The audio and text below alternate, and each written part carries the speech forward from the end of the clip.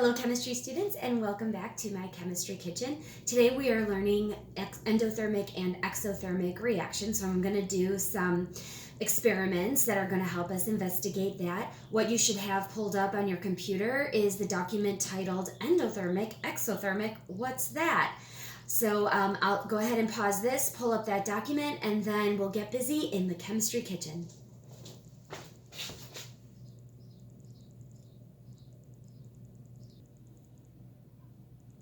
All right, so on your document, there are a couple of different experiments that we need to do.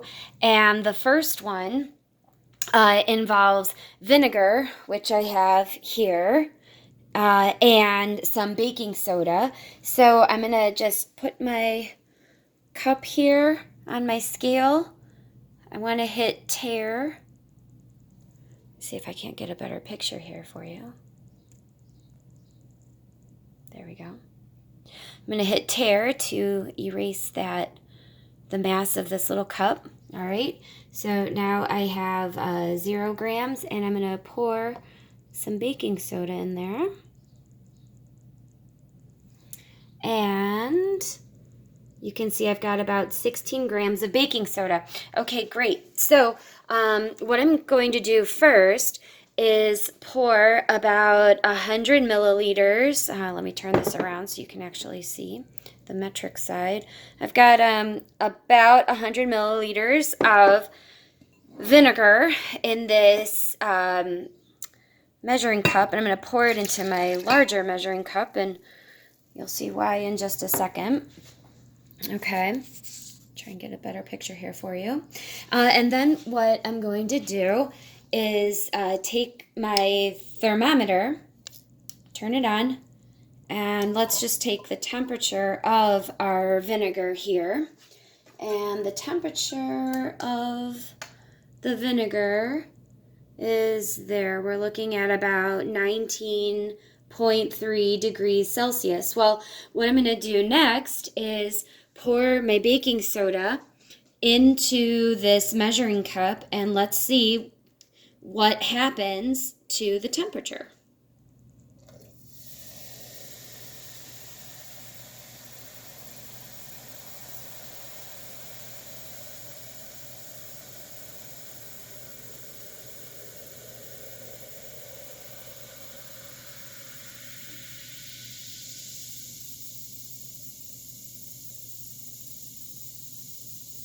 Temperature is still changing.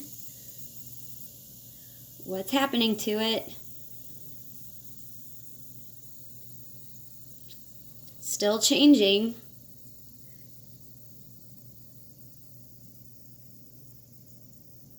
And it's starting to slow.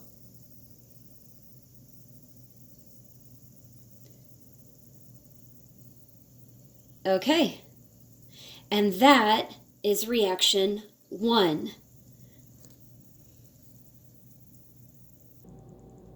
All right, chemistry students, what we're going to do next is reaction 2 on the document that you pulled up on your computer. And for reaction 2, we're going to observe changes that occur when we mix steel wool with some vinegar. And so steel wool is just like this metal mass. It looks like this. I'm pretty sure that I've played around with it with you in the lab when we set it on fire to show the differences between chemical and physical changes. But we're going to go ahead and use it again. And so once again, I have my thermometer here, and I want to start by wrapping the steel wool around the base of the thermometer so that we can get an initial temperature. There it is.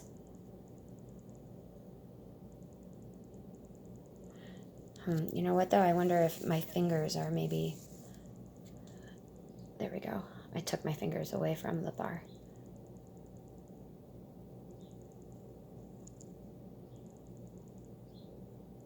Okay. And so I'm going to go ahead and put the steel wool inside of my beaker there, or well, not really a beaker. Where are we at with our temperature? Hold on a second. Okay, I just wanted to move my light so that we could see. And so that should be the initial temperature then, 20.2 degrees Celsius. And what I'm going to do now is pour my vinegar so that it covers up my steel wool. And then I'm going to leave it in there for about a minute. So there, I've completely submerged my steel wool. I'm just gonna use my hands to kind of mash it down in there. All right, I'm gonna put this on pause and I'll see you in a minute. Okay, it's been about a minute, and as you can see, no real great change in that steel wool. But what we want to do is measure the temperature. So I'm going to make some preparations to do that. Okay, so what I'm going to do then is take my steel wool out of my vinegar, and I'm going to next poke my thermometer through this paper towel, and I'll explain why in just a second. And then I'm just going to put the end of my thermometer into the steel wool. And I'm just covering this up with paper towels so that we can trap the air inside and really see what is going on. And so take note of the thermometer. There we are.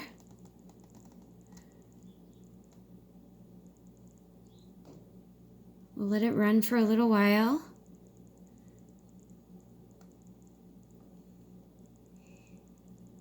So notice what's happening to that temperature.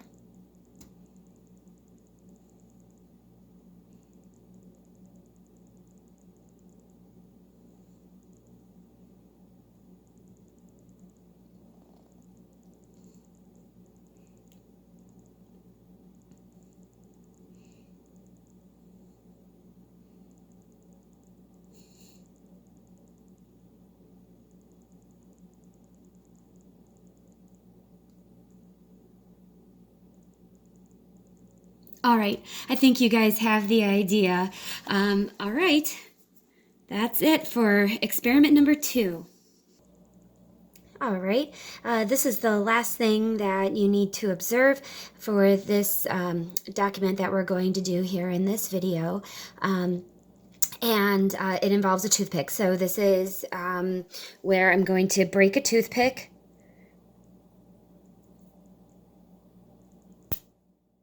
There we go.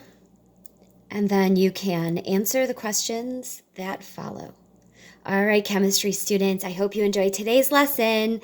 Talk to you soon.